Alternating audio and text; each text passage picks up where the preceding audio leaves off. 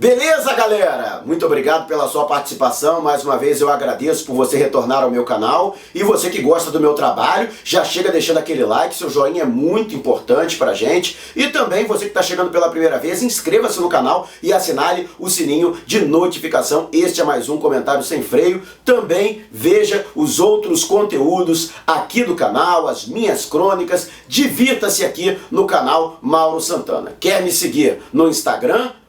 Algarismo, Mauro Santana tudo junto e o Santana com 2 N's. Twitter a mesma coisa. Algarismo, Mauro Santana tudo junto e o Santana com 2 N's. E o tema deste Comentário Sem Freio é logicamente a situação que envolve o Balotelli. Desde que se falou da possibilidade de o Flamengo contratar este jogador, que é um goleador nato, muito bom de bola, artilheiro e que se não fosse o seu temperamento extracampo estaria com certeza em uma grande equipe do continente europeu. Mas eu ouço muito torcedor falar, e até mesmo alguns jornalistas, de que ele tem a cara do Flamengo. E não pelo seu futebol, mas pelo que ele costuma aprontar fora das 4 linhas. E aí surge essa questão, que muita gente repete como mantra, de que o Flamengo só dá certo com um jogador, entre aspas, bandido, até em contraponto com o que eles chamam de jogador Nutella, né, para justificar o fato de que o Flamengo conta com grandes jogadores, mas até agora não conseguiu conquistar um título de expressão.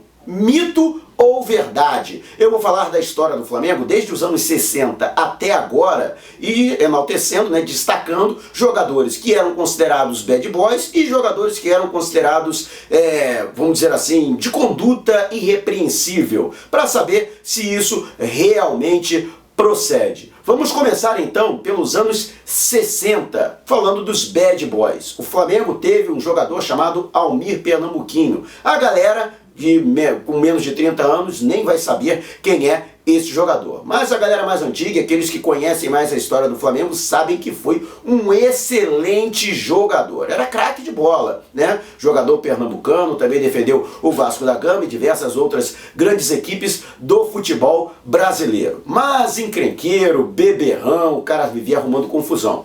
Tanto que na final do estadual de 1966, quando o Flamengo foi para o intervalo, já perdendo por 2-0 para o Bangu, Almir Pernambuquinho foi categórico: se a gente não virar, esse jogo não acaba. E ele foi profético. No retorno para o segundo tempo, ele arrumou uma grande confusão, o jogo virou uma batalha campal e o árbitro teve que terminar a partida antes dos 90 minutos e declarou o Bangu campeão daquele ano. O Almir Pernambuquinho, apesar do seu grande futebol, ele não teve muito sucesso com a camisa rubro-negra. Aliás, por conta do seu temperamento explosivo, a sua vida acabou sendo abreviada. Apenas 4 anos depois deste incidente, na final do Carioca, em 1970, Almir Pernambuquinho foi assassinado. Ele foi atingido por um disparo de um revólver calibre 38 durante uma briga em um bar na zona sul do Rio de Janeiro.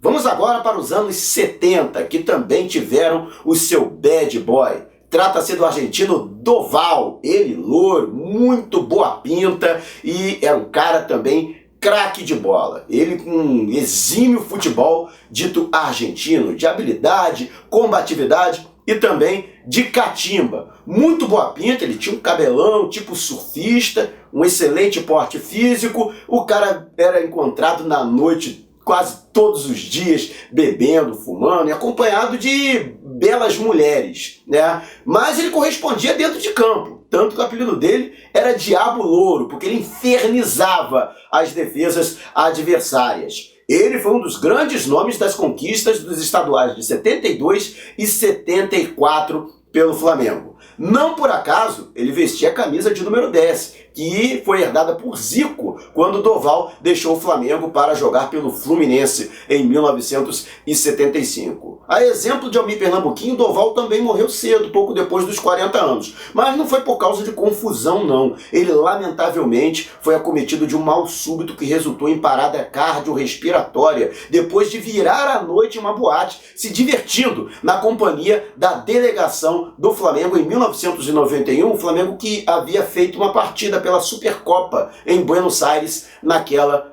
oportunidade.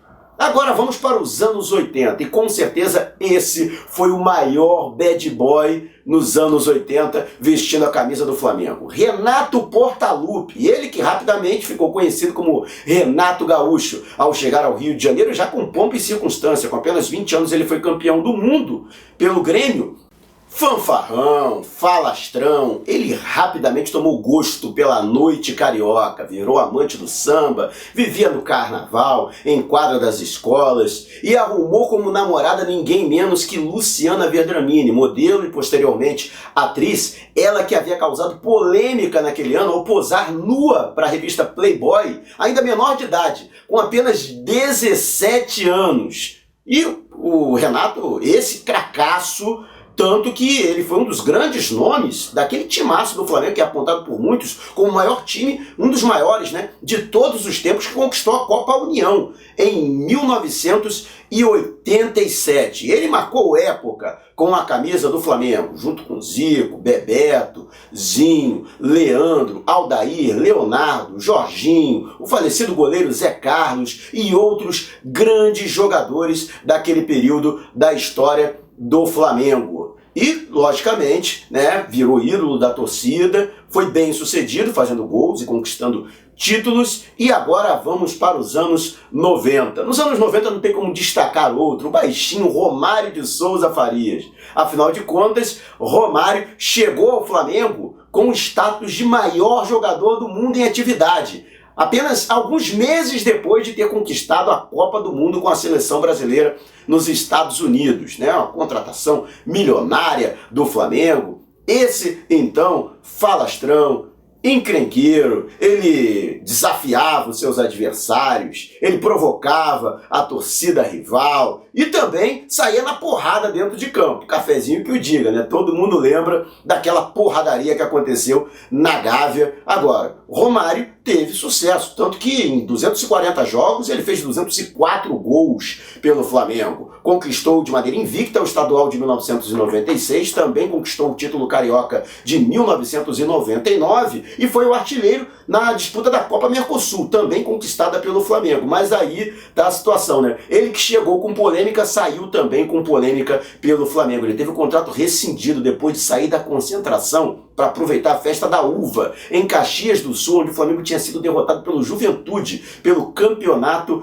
Brasileiro. Ele foi mandado embora pelo então presidente Edmundo dos Santos Silva e foi jogar no Vasco da Gama. E agora vamos para o atual milênio. Essa galera agora vai saber de quem eu estou falando e que eu vou destacar na década passada. Adriano Imperador, ele que foi revelado em 2000 pelo Flamengo. Saiu ainda cedo, ainda garoto para a Europa, mas retornou ao rubro-negro no final da década para ser artilheiro do Campeonato Brasileiro e conduzir o Flamengo ao seu hexacampeonato nacional. Um jogador inconteste, para mim, o maior ídolo recente da história do Flamengo, pelo menos neste novo milênio, neste atual milênio que nós vivemos. Não dá para dizer que o Imperador não teve sucesso. Agora, com relação às coisas que ele fez fora de campo, um cara completamente fora da casinha. Um grande coração, grande rubro-negro, apaixonado pelo clube. Mas a verdade é que, inclusive, ele poderia estar jogando até hoje, né? Dada a mediocridade do futebol brasileiro, tanta baba que a gente vê aí jogando, mas ele mesmo não teve motivação para dar sequência à sua carreira. Teve até um retorno ao Flamengo em 2012, mas não conseguiu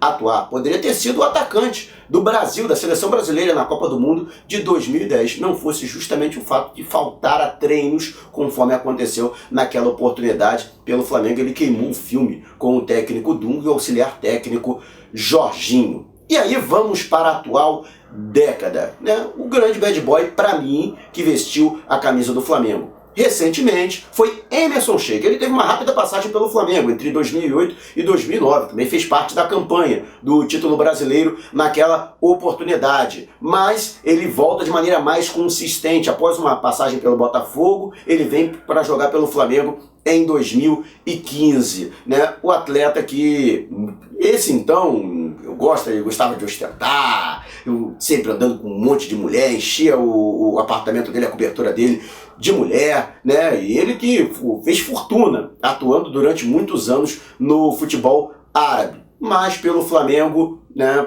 passou batido, né, apesar de ser um grande jogador, cracaço de bola, foi campeão por onde passou, inclusive ele está no hall dos campeões brasileiros de 2009, embora tenha participado de poucas partidas naquela oportunidade, mas em sua segunda e última passagem pelo Flamengo, não deixou saudade. Bom, falei dos bad boys, falei daqueles caras que fora de contexto. Agora vamos falar daqueles good boys, vamos falar dos jogadores que eram atletas na melhor acepção da palavra. Nos mesmos anos 60, que eu destaquei Almir Pernambuquinho, eu poderia destacar como bom garoto Carlinhos Violino, que você vai lembrar mais recentemente pelo fato dele ter sido técnico do Flamengo em grandes conquistas, a última delas, né, o título estadual de 2000.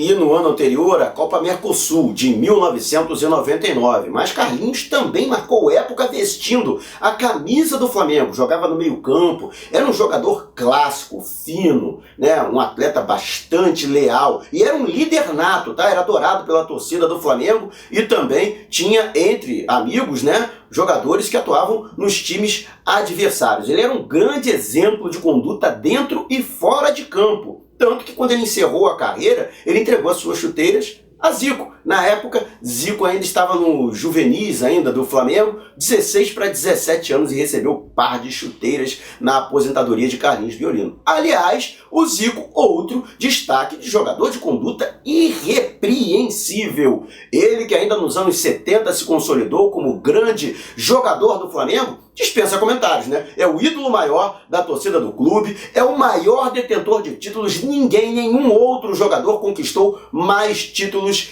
que Zico. E ele, tanto no Flamengo quanto na passagem dele pela Udinese, quanto inclusive no Japão, ele sempre foi adorado, não só pelo seu futebol, mas principalmente pelo caráter e pelo profissionalismo. Aliás, ele talvez não teria se tornado um jogador que foi, ele seria realmente um grande jogador, se não fosse a sua entrega e a sua dedicação. Era o primeiro a chegar e o último a sair dos treinos, e ensaiava exaustivamente fundamentos. Não por acaso, até hoje ele é exemplo de cobrança de bola parada, falta, escanteio, pênalti. Então, Zico, para mim, é o principal exemplo de atleta dentro e fora de campo. O cara família, por exemplo, não se metia em confusão, até porque ele tinha uma excelente formação familiar, né? Ele vem de uma família tradicionalíssima no subúrbio do Rio de Janeiro, casou relativamente cedo, então nunca foi um indivíduo de excessos. Vamos agora para os anos 90.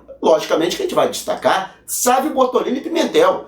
Sávio, jogador que, ao contrário do Doval, que era conhecido como Diabo Louro, ele era o Anjo Louro da Gávea. Não, um jogador que não gostava da noite, não gostava de beber, era um cara super na dele, não arrumava confusão com ninguém. Ele só teve uma expulsão na carreira vestindo a camisa do Flamengo, na semifinal da Supercopa de 1995, no dia do aniversário de 100 anos do clube. Ele foi expulso durante a vitória por 1-0 do Flamengo sobre o Cruzeiro, lá no Mineirão. Jogador extremamente bom de bola, ele tinha uma canhota rápida e habilidosa e também gostava muito de fazer gols, mas só conquistou um título estadual invicto de 1996. No final do ano seguinte ele foi negociado com ninguém menos que o Real Madrid. Durante muitos anos, inclusive, ficou sendo a maior transferência do futebol brasileiro. E agora vamos para este milênio. A gente pode destacar a chegada de Dejan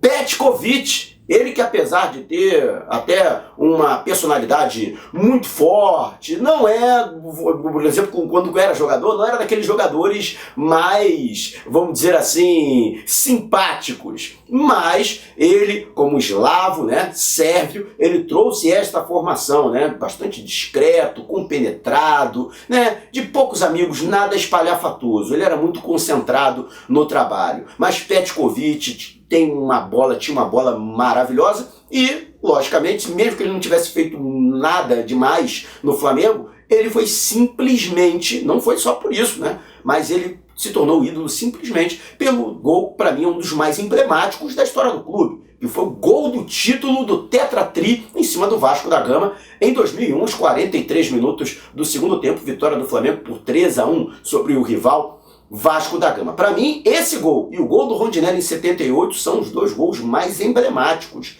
da história do Flamengo. E ainda, já no fim de carreira, ainda retornou ao Flamengo para ajudar aquele time que ainda tinha Adriano Imperador, né, a ser hexacampeão brasileiro. Portanto, Petkovic, mais do que bem sucedido com a camisa do Flamengo em suas 2 passagens pelo clube, ele que encerrou a carreira no Campeonato Brasileiro de 2010, uma despedida emocionante. Eu tive a glória de estar lá no último jogo de Pet, né, antes de pendurar as chuteiras. Então, são esses jogadores que a gente pode destacar, né? E se a gente fizer uma média, né, fizer uma comparação entre os bad boys e os good boys, aqueles que não tiveram sucesso, aqueles que tiveram sucesso estrondoso, né, até pelo fato de o Galinho Zico estar do lado dos chamados bons garotos, né, não tem comparação. Óbvio que o Flamengo foi muito mais bem sucedido com os jogadores tidos atletas na excepção da palavra, o que não quer dizer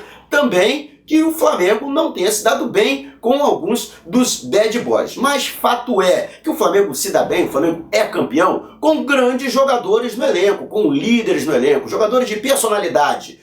Sejam eles bandidos, como gostam de dizer, sejam eles comportadinhos, o que importa é que sejam grandes jogadores, que se dediquem, que tenham raça, que tenham amor à camisa. E o Flamengo vai se dar bem e vai conseguir conquistar os títulos. Se você concorda comigo, deixa aquele like esperto antes de você deixar aqui o vídeo e, é claro, também assista aos outros episódios do Comentário Sem Freio. Se você não concorda, também pode deixar o seu like, sem problema nenhum, e deixa aqui o seu comentário. Por que você não concorda? Deixa o seu ponto de vista aqui nos comentários do vídeo. Se você tem outros jogadores bad boys que você gostaria de destacar, né? O que não falta são jogadores bad boys, né? Alguns, inclusive, que também não tiveram sucesso, outros que também tiveram algum relativo sucesso pelo Flamengo. A gente pode falar aqui do Djalminha, né? No início dos anos 90, que foi campeão carioca da Copa do Brasil e do título brasileiro de 92. Tem o Edmundo, que passou batido pelo Flamengo, né, sem conquistar um título sequer, né? Tem vários outros jogadores que também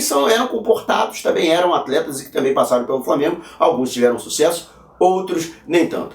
Fique à vontade. E é claro, você que está chegando pela primeira vez, inscreva-se no canal. E antes de meter o pé, passeie aqui e consuma o restante do nosso conteúdo. Valeu! Forte abraço a você!